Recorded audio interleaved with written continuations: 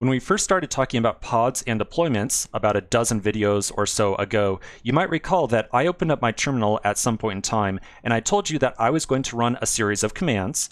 And I also told you, don't try to run these commands. I told you, don't run these because you're probably going to see an error message or something like that.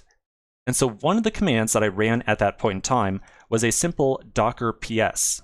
Remember, the docker ps commands will print out the status of all the different containers that are running on your local machine. So you saw me run this command, and when I did so, there appeared to be a tremendous number of containers running on my local machine.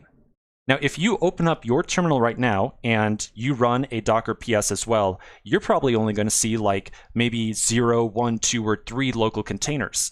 And chances are there are going to be containers that we had started up in previous sections that you never cleaned up or anything like that.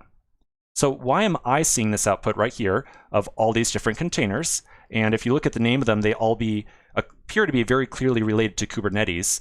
So why am I seeing all this output right here? And why are you only seeing 1 or 2 or 3? Well, in this section, we're going to investigate this a little bit. We're going to get a better idea of what Docker is doing for us, both on our local computer and inside of that virtual machine that forms our node. And we're going to get a better idea of how we can kind of reach into the node and play around with the copy of Docker inside there. All right, so first off, couple diagrams. Now we've looked at some variations on this diagram right here a couple times.